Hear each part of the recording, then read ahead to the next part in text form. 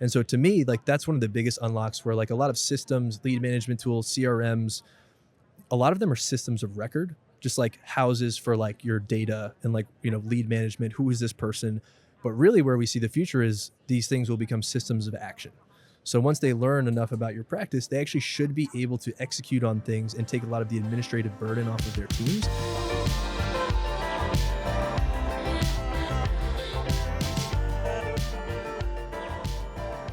We're back here in Boston at the Aesthetic Meet, and I am sitting down here with Dean Bakes, co-founder of Riviera. Dean, how's it going? It's going really well. Conference has been pretty awesome so far, super productive, and it's also been great to hang out with fellow vendors in the space. It's been a great time. Yes, we're one booth over from Dean and Riviera, and he and I just met, but our companies have crossed paths at previous conferences. Is this your first Aesthetic Meet? So this is the second. Okay. We did actually Dr. Ramton Kassir's facelift course in New York City a few weeks ago, which was great. Obviously, a little bit of different size and scale than this. Like this is definitely more of a a programmed conference, huge event hall. But yeah. So I guess technically my second. So second conference in the aesthetic space, but first time at the ASAP's yes. Annual meeting. Yeah. Awesome. Yeah, this is a core one we come to every year. We do a lot, but this is one that is, and we evaluate every year which ones we're going to go to, but this one is always 100% locked in. We'll be here. This is the core meeting if you're serious about partnering with aesthetic plastic surgeons. Honestly, I feel like we've asked this question to a lot of our surgeons, but also a lot of our partners as well. And I feel like ASAP's just kept coming up as like, it's unmissable. Like you have to be there. It's the perfect show to make connections and also build relationships. And so, yeah, it's been, honestly, I feel fortunate that one of my first shows has been this one. It's been great. Cool. Well, as I do on this podcast, we tape here live every year, and I like to speak to industry folk that I know or I'm just meeting and hear about their products and services, because our clients are always asking us what they should be doing or what are, if we know of solutions to problems that they're experiencing.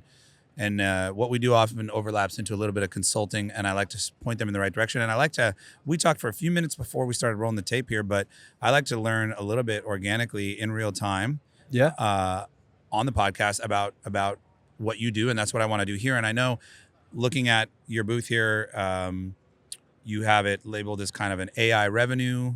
What is the wording again you use? AI revenue system. Okay. And then like I was looking at your brochure here where it's, Riviera is the one system that owns it all. So I know with AI, lines are getting blurred a little bit in terms of what software does and can do. So tell us, but I want to know, because it sounds like you guys have your eye on really owning a lot in a practice. So I want to hear about that. Totally. And it's to your point. Yeah. I think AI is a buzzword that's been flying around a lot for the better, last 2 years. And I think a lot of people are having trouble kind of fighting through the noise on like, what's actually AI, what's not.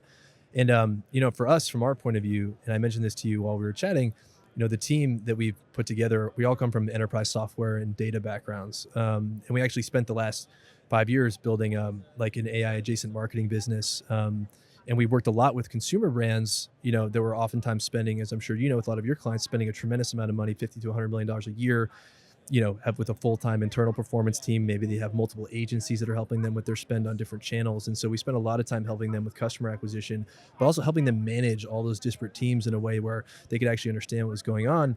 And we saw a lot of those parallels in the elective healthcare space. So we started to dig into some of the, some of our friends and colleagues are plastic surgeons, and we started to dig into their practices and realize like, wow, a lot of the things that we built in this kind of previous era, what we were building is actually super relevant to what they're doing. And so for us, like AI, the biggest unlock in our minds is when like the earliest models came out, it was all about like next word prediction, essentially. So if you ask ChatGPT a question, it's like, it gives you a pretty great answer. I think now where we're getting to is that these models are getting really great at reasoning. And so if given enough context and enough data, like AI is actually capable of learning things and getting smarter day over day, and then it actually has the ability to execute things. And so to me, like that's one of the biggest unlocks where like a lot of systems, lead management tools, CRMs, a lot of them are systems of record, just like houses for like your data and like, lead management. Who is this person? But really where we see the future is these things will become systems of action. So once they learn enough about your practice, they actually should be able to execute on things and take a lot of the administrative burden off of their teams. Like to us, that's the true promise of AI is like, and you need data to be able to do that, of course. And so I guess going back to your question, like there's a lot of stuff going on with AI right now.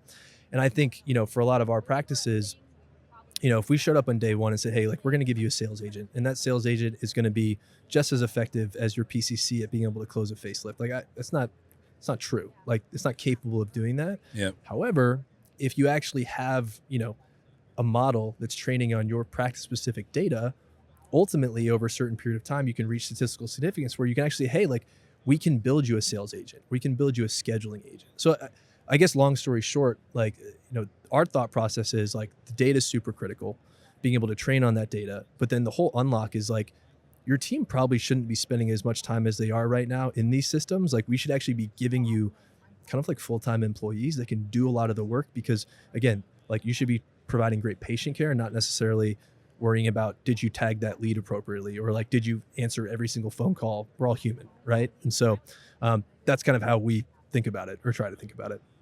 I really like that system of record versus system of action. That's cool. And I do think, yeah, that future makes sense. Or that is a very logical prediction. And I think what you said about sort of getting enough, I forget how you worded it, but sort of building up enough statistical Significance. kind of understanding of a business to then be able to build around them, which is really interesting. Because like, one practice, in San Antonio is very different than a practice in Beverly Hills. Like everyone has a unique setup. And I think, there's there's a lot of nuance that exists there. So it's important to have that data and that training. Makes sense. And then, so with all of that in mind, what do you feel a AI revenue, sorry, one more time, AI revenue platform? Platform system, honestly, Okay. It all works. You've already kind of, shed some light on what that means in your mind, but it sounds like it can mean a lot of things, owning things all the way from marketing through lead nurture to sale. Yep, exactly. So a lot of I kind of think about it in two specific buckets to orient, surgeons. And, there's like the demand generation side of things, which is what you work a lot on with your clients, Yes. making sure that their websites are beautiful, they're architected in the right way, they're showing up when people are searching for them on Google. Now AI search, right? So making sure that they're being indexed appropriately. Essentially everything that we built comes in right after that step, and we call it the demand capture step. So it's like you're spending so much money on making sure that you are the authority in a specific procedure, in a specific geography. Well, now that you spent all that money, you better make sure that you're actually capturing the people that are knocking on your door. Yes. And getting them into the building. And so that's the system that we built, is like right after that you've done all the hard work of getting them to the door, how can we make sure that they actually have the follow through to come in and actually book the consultation, book the procedure? And so that's the system that we've built. And so again, we try to build an end-to-end system, everything from phones, VoIP, every call transcribed, to the communications like email, SMS, text, like web form fills, people are reaching out to you, consolidated in one place, and then being able to actually have just a super intuitive interface for them to be able to understand what's urgent, like who are the patients that I should be prioritizing, the context on those things, so that they can actually follow through and get them. Of course, the thing we care about the most is surgical revenue. Is like, because if you're not driving outcomes, then like what's the point of all these systems anyway? So that's kind of like how I would think about like just the genesis of the system that we built.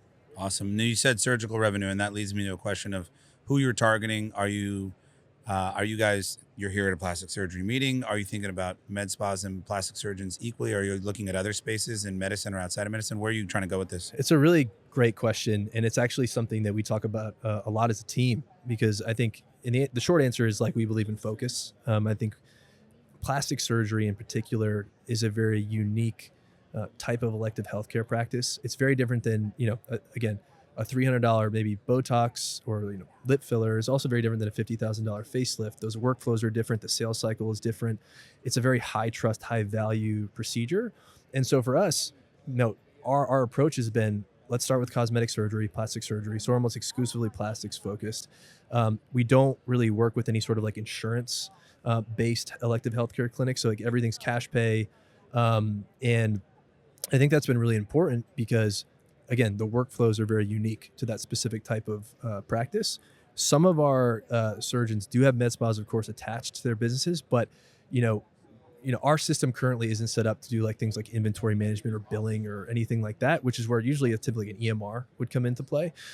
So we can still definitely work with those practices, but I guess in terms of focus, we've really like, how can we embed ourselves with, plastic surgeons, understand like the intimacies of their businesses, because, we want to solve their problems. And so to start, we're focused pretty vehemently in this industry, at some point in the future, I think, of course, we'd like to expand into other kind of verticals or adjacencies. But for now, it's let's try to build the best platform possible for this specific skill set. That's cool. Now you mentioned earlier, and this caught my ear. You mentioned working with direct to consumer brands. On you said something was an AI marketing or AI Hmm. adjacent platform or something that you said. Yeah. And I'm curious what brought you from there to plastic surgery. What's that journey? It's been I mean, I have a a very interesting CV. If you were to look at it, none of it Mm. makes sense. Mm. So I guess the through line for me and then for all of us, like I think we're all innately love to build things. We love to solve hard problems. I've really only been involved in very early stage businesses, going from 0 to 1. So I started a business out of college, actually in the apparel space. I worked as a venture capitalist for a long time, starting mostly in early stage consumer businesses. So beauty, CPG, apparel. And then that kind of migrated into technology in like the mid, 2015, 2016, 2017, when you started to see like Klaviyo really come to the surface, like all these different tech enabled SaaS platforms that were helping consumer brands. Mm.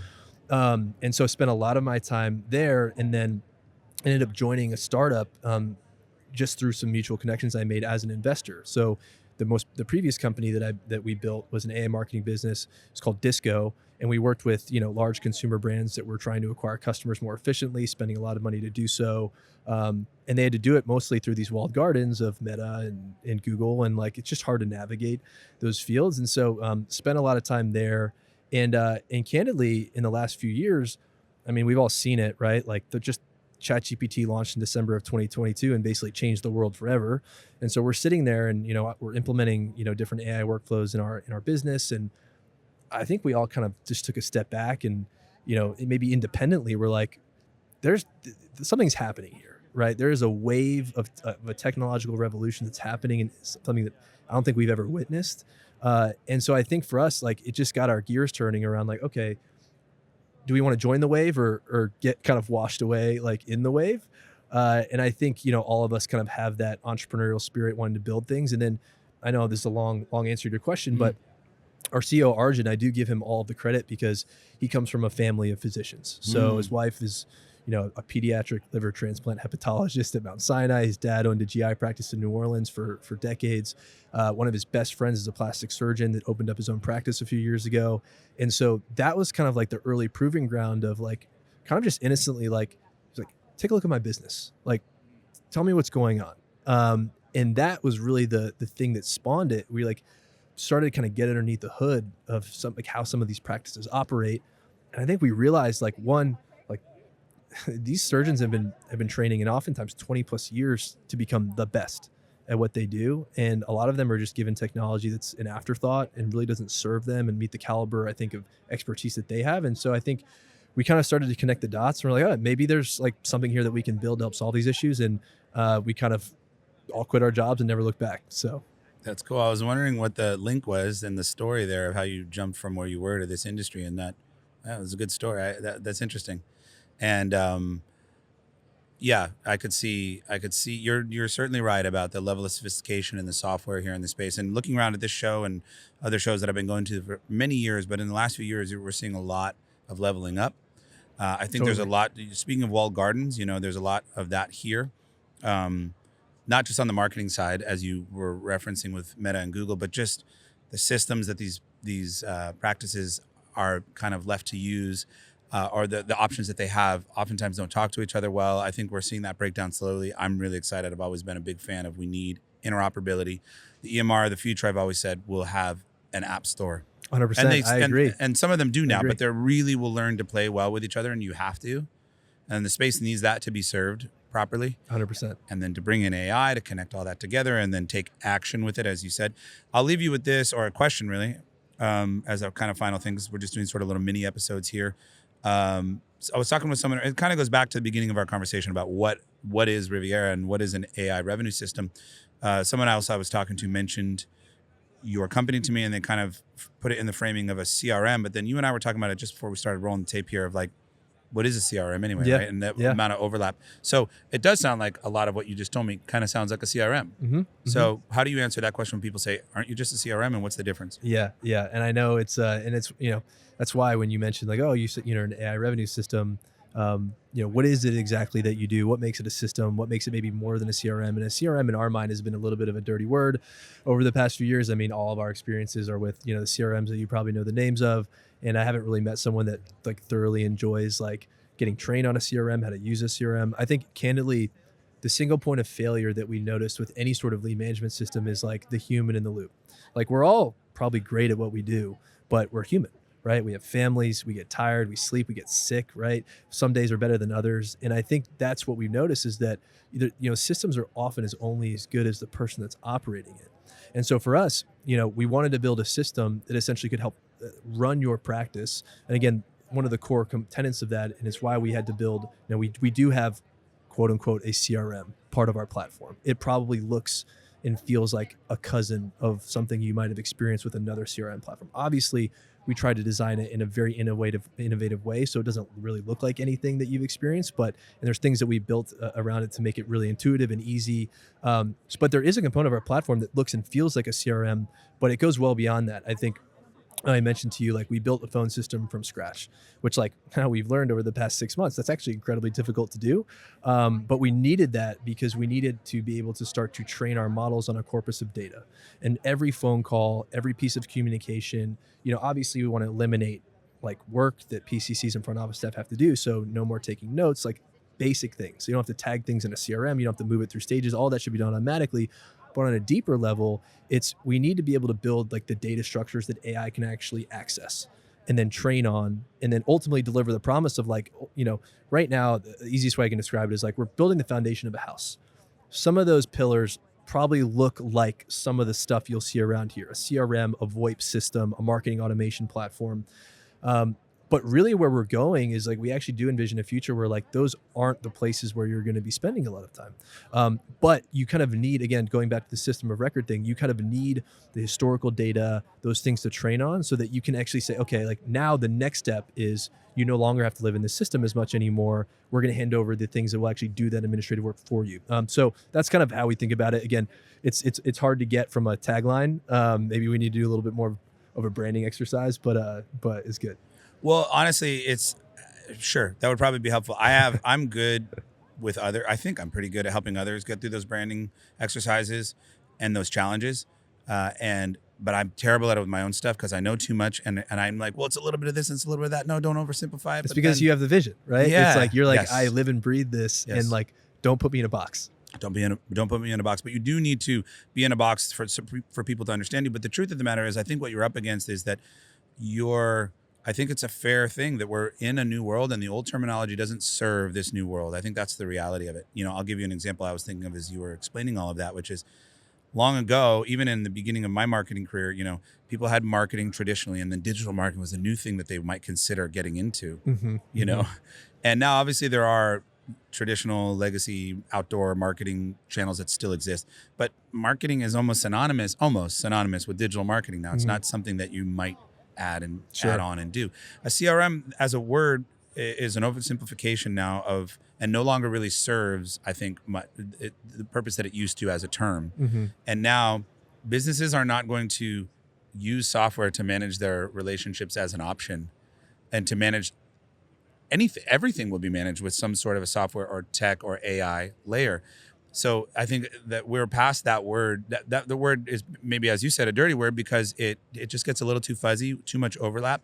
And if you think of businesses as completely AI native, and every function, every process that they have is going to be touched by AI and software and systems, digital, technology, then that we need new definitions. We need new words. So. I think so. The way I'm thinking about it in our marketing agency is we need an application layer that brings all that data together so that we can now do all the actual system of action type like stuff. The orchestration and all of that. Yep, 100%. That's great. I like so that. I see what you're saying. It kind of looks like that now, but ultimately you have a vision of really a system that can take action across.